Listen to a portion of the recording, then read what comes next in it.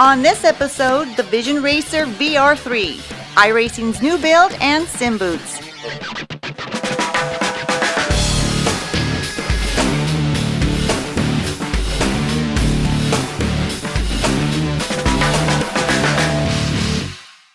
Welcome to Inside Sim Racing. I'm Jessica Lopez. I'm Darren Ganji. Thank you guys for joining us today. We got this beautiful sim rig back here. Yes, we do. The Vision Racer. Yeah, this is a really nice beauty here. It reminds me of an engine. Yeah, chrome pipes, like old school engine. It's actually the nicest sim rig I've seen so far. Yeah, it definitely is. That comes at a price, though. This thing's tips the scale right at the top of our under $1,000. Actually, probably shipping, it's probably just a little bit over, but it's definitely a beauty. High quality, solid rig. We'll talk about it in that segment. Yeah, Darren's going to be going over that in his sim rigs for under $1,000. She is tongue-tied today. I don't know what's wrong with me. She is struggling. I'm struggling with the S's. We'll get through this for you guys, though. Yes, you are. All right, so we have some contest winners from last episode. We do, but before that, I'm going to give the answers. Man, we had some tough questions for this one. So got the answers to the Ferrari wheel and the iRacing 3-month subscription.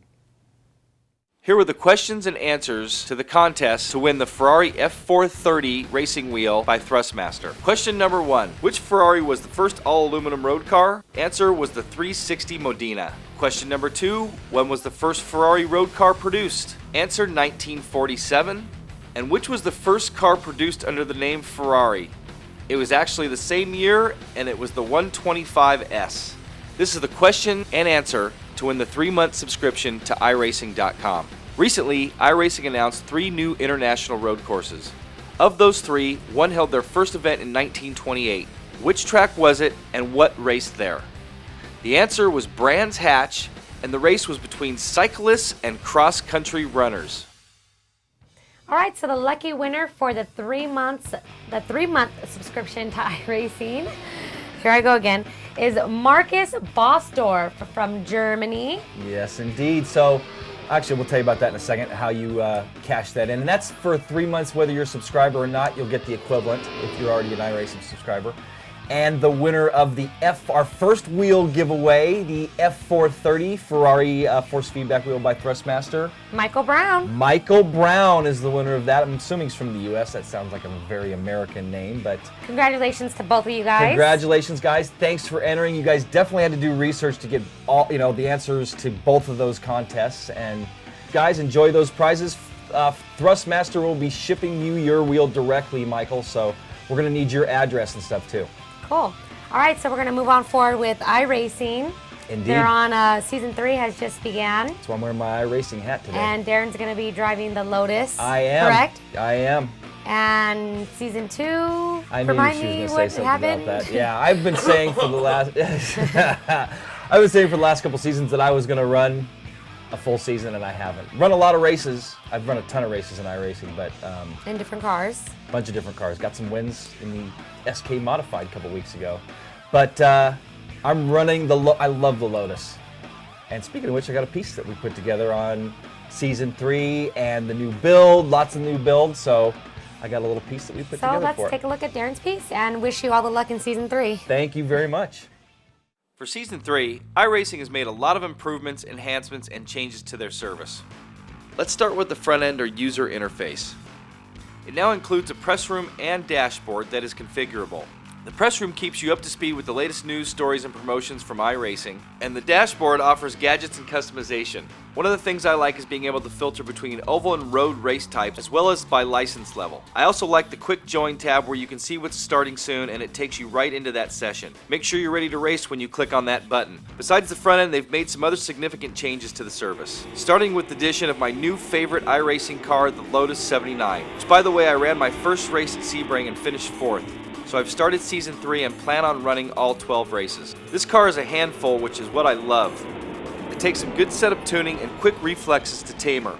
Once you do, it's a joy to drive. I've really come to realize that I prefer vintage sim racing. The Lotus requires a Class B license to compete, so if you're new to iRacing, you need to work to at least Class C and have a 4.0 or better safety rating. That means a few seasons of racing before you compete in the Lotus. A little lower down the competition ladder and new to iRacing will be the VW Jetta TDI. With this car, you're going to be able to enter some serious competition with the Jetta TDI Cup Series. Their real-life counterparts provide some close racing, and these should as well. Speaking of the TDI Series, fellow sim racer and friend of the show, John Prather, is making his debut in the series this weekend at Road America as a guest of iRacing. John has no real-world experience, yet is one of the premier sim racers in the world and has been for many years. We wish John the very best here at SRT and hope he fares well as a guest in the series. We'll keep you posted on the results. In regards to tracks, Chicagoland was added, as well as new configurations for Summit's Jefferson course and VIR's Patriot course that reverse the racing direction. Tire barriers are now all made of tires instead of some of them being made of concrete. They have also added a free-of-charge track called the Centripetal Circuit, which is a 200-meter radius skid pad. The cameras have been gutted and mostly replaced with some improvements, including the ability to edit them. Some enhancements were made to how the sim handled brake inputs. You can now adjust how sensitive the brake is for load cells or for standard pedal sets. Some changes were also made to the schedule and included the Pro Series, where the top 250 drivers in both road course and oval racing are now competing against each other to see who the top 50 will be. Other changes to the schedule include the return of the Silver Crown car to the oval side of things as a Class B licensed racer. Stay tuned here on SRT to hear more about iRacing, or head over to iRacing.com. Lots of new changes on that build. Definitely. Every 12 weeks they're coming out with these new builds, and it's not just one or two things. It's a lot of things that they're doing. So yeah, they're definitely taking a lot of steps. We got that VW coming. Slug bug. I knew that was coming for some reason.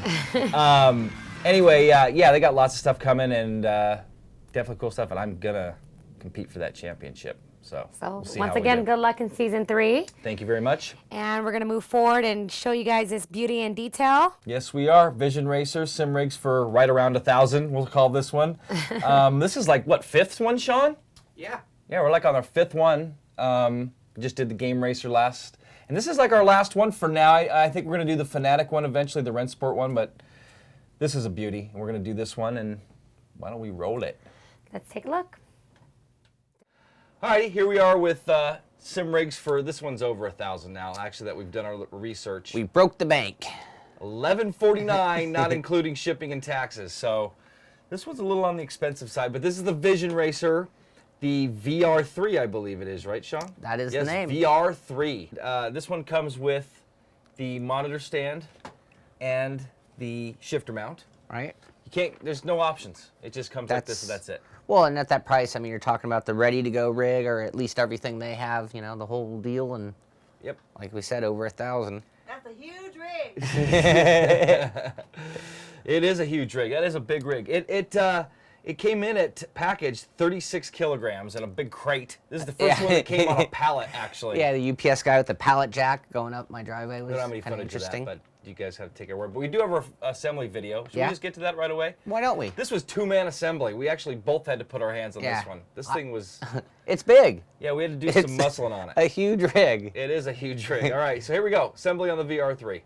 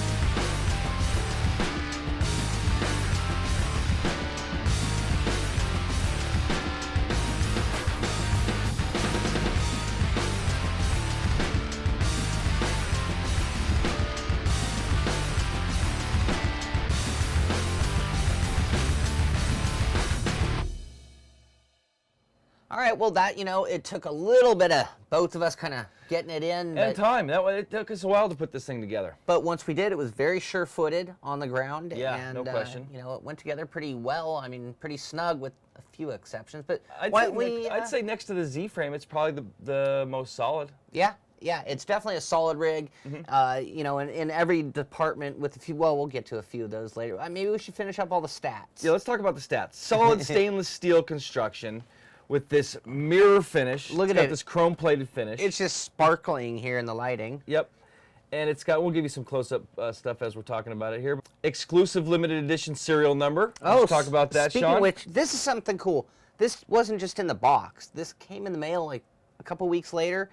I remember when I got a decent car, and I got sort of a package in the mail 2 weeks later, and it just makes you feel a little more appreciated. Anyway, it's from the Vision Racer, and it is, a little congratulations, blah, blah, blah, and bam, your very own serial number comes with a little self-adhesive, which we're going to just put right here in a prime location. But yeah, you can see this is number 96. Exclusive limited edition, ergonomically correct. Excuse me, man, tongue twisted there. Just like Jessica was in the beginning. Ergonomically correct. Man, I can't say that damn word. Driving position. Right. And I would agree with that. Yeah, I would too. Well, we'll get to that. Angled pedal mount. I'm just going to go through all these now. All right. Remote gear shifter mount right here, left or right hand, so you can mount this on this side or the other side. Yep. LCD mount and console stand. Yeah. You could hook the PS3 to the back of that thing. That was actually a really cool feature. We didn't put ours on there, but they had a little ledge and double stick. Comfortable fiberglass bucket seat. Yep. And yes, it is the most comfortable we've sat in so far. Non-slip rubber feet, subtle cabling ducts, which were pretty cool, but Yeah. make sure you do that pre-assembly. And the Vision Racer toolkit. This is the coolest toolkit. I mean, it comes with 3 Allen head. This actually pretty nice Allen head. Dual-sided, so you got the torquey side and the speed side, Yep, so to speak. hex head, whatever you want to call it. Couple wrenches, and this nice bag, leather pouch bag that it comes with. And it also had the little wire, I don't see it around here anywhere, a piece of wire for pulling the wires through. Yeah, you go fishing. Yeah, fishing wire. Exactly. So that's it. Oh, suitable for ages 8+. Yeah, maybe in Gigantorland. Yeah, well, actually, that was with the Porsche wheel. True. You weren't so bad. This rig's a little on the big side for Sean, at 5'5", and for me at 6'5", it's actually like perfect, pretty much. Yeah. Which takes us to the pros and cons. First pro. Let's talk about the pros, and then All we'll go to the cons. This is the coolest looking rig we've had. This is the best looking rig by far. By far. It is. It's because it's so good looking. I mean, it's a great looking rig. It is. It's a really cool looking rig. If you have a PS3, you can mount it to the back. That was a pro. We talked about that. I like that. Solid monitor stand up to 26-inch LCD. We only have a 22-inch on here now. Right. Comfortable seat. The seat is very adjustable too. We did mention it maybe earlier, but you can go up and down with these. What are these, Sean? Knobs. Yeah, you undo the knobs. You got knobs. You got 4 adjustments in the front here and 2 in the back. So you can go up and down and tilt it forward. And then it's got, like Sean said, full sliding, forward and back. One thing I will say, the knobs are threaded with metal. Inside the seat is plastic. Be sure you're getting it in there straight. Yeah, fiberglass. Sorry, but you don't want to cross thread those. I mean, definitely be careful putting the screws knobs in. Yeah, you have a little problemo there. Cool toolkit. We talked about that. And it was adjustable up and down a little bit, the monitor. So not only did it hold it firmly, but you could adjust it according to your height. Sean mentioned the finish is, this chrome finish is really cool. Yeah. Pre-drilled for a G25, and it comes with the hardware to mount all the G25 pieces. And the personalization with the serial number, and then easy entry. You can get in and out of this thing really easy. Yeah, this curved carbon fiber-ish piece actually allows your knee to kind of get into that tough-to-go area. A lot of them have the support right there. Yep, so easy in and out. Yeah. Now let's get to the cons. Okay. This wheel deck is not adjustable at all. No up and down, no tilt, no adjustment. It comes just like this. So you couldn't pull it towards you, up, down, like Sean said. One pro, it does have seat sliders, so you can move the seat back and forth. Yep. Now, price, man, this thing is expensive. Yeah. But you know what? You get what you pay for. I mean, this is definitely the nicest looking one we've had. It's so. Next thing monitor was too far from our faces. Yeah. Now, if you could put a gigantic monitor, it would be good. Or if we were doing triples, it would be the right distance. But with up to the 26, I think that's a little too far even for the 26. It would be Well, pretty this cool, is where but- Sean has an advantage at his height. His distance, eye to monitor, was 35.5 inches. Mine was 42 inches, so I'm almost 4 feet out from the monitor. And a 22-inch monitor was too small. 26-inch at that distance would have been okay. So, I mean, honestly, if I would have designed this, I would have designed this where the monitor was right here. Yeah, and all they had to do is curve that cool bar a little further, give it a little more S-bend, and that thing would be, I mean, I like my monitor right about there. Yep. Well, we checked ours. Our monitors were about 22 to 24 inches. Yeah. With a 22-inch monitor. So, so like we said, a 26 or larger may be better. Now, what do we want to talk about? You know, we first tried this with a Fanatic Porsche 911 Porsche 911 wheel, yeah. And, well, I don't know, you want to play the clip? It's pretty damn funny. Yeah. Anyway, Sean was looking through the top of the wheel. we have noticed the Fanatic wheel actually sits a little bit higher and a little bit, well, it's about the same angle, but it sits maybe about yay high. And the last thing that we wanted to mention was keyboard and mouse tray. No keyboard and mouse tray. Yeah. That seems to be one of the common things that that's missing on these things. Yeah, we just got our keyboard and mouse right here wobble. on the... We wanted to talk about wobble, That's speaking right. of which. Yeah, despite bolting on and the shifter mounting very well here... It's got a little bit of wobble. Not too bad, but... No. If you miss a gear, you might feel it. But seems more in the shifter, and I think it's because of this fiberglass seat. yeah. So again, $11.49. You can get it at visionracer.com. That's and then plus shipping and handling. Right. And tax. Thumbs up. Thumbs What up, do you, thumbs up. what do you, thumbs up, thumbs down? My anticipation coming in, big thumbs up. Driving it with that Porsche wheel and having that thing up here. But in the end of the day, it's a good rig. Using a G25 like it was meant for, I felt pretty comfortable, a little higher than normal, and I'm right there with the price and everything taken into consideration. Yeah, for me, comfort was the thumbs up.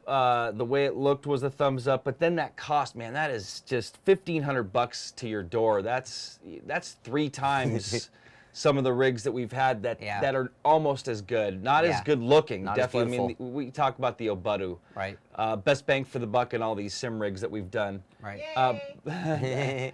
That's Andrea's rig if you hear it in the background. But the Obudu, no offense, Andrea, does not look half as cool as this one. Oh no, you couldn't put it in the middle of your living room and be like, hey, look at my piece of racing art. Yeah, no, this is like racing art, like Sean said. So yeah, it can't be beat. So I'm gonna go like a 3/4 thumb, about a 7, 7.5 out of 10 I would give it.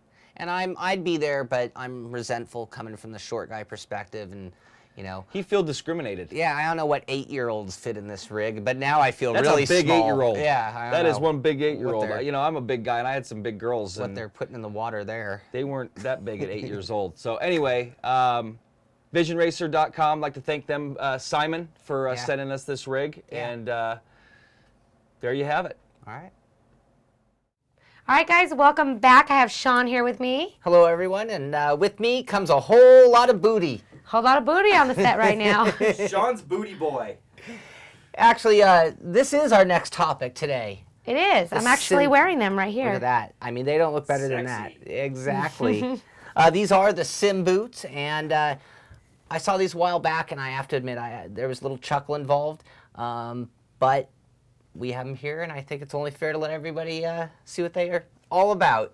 They're actually very cute, and I like them. I'm not much of a everyday racer, but I would wear them every day to race. And you were out there doing like cartwheels in them, huh? Yeah, Sean said they make him feel acrobatic. There you go. Sean's Spider-Man in those. See, even the blue and red. Climbing the walls. Yeah, I got my colors for the climbing the walls.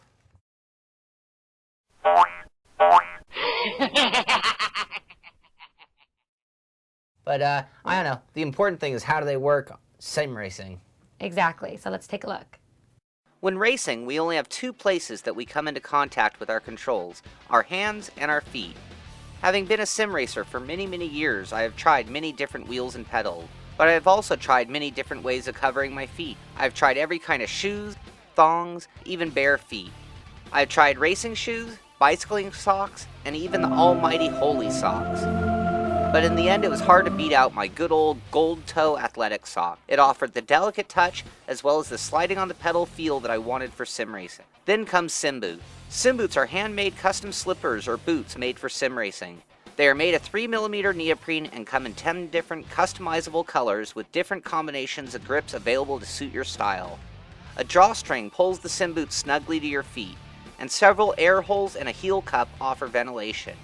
In addition to the colored panels, there are grips available on both the toes and or the heels of both feet. Depending on your pedals and your driving style, a different combination of grip positions will be right for you. I was able to get my hands on 4 sets of sim boots, each with a different configuration of grips.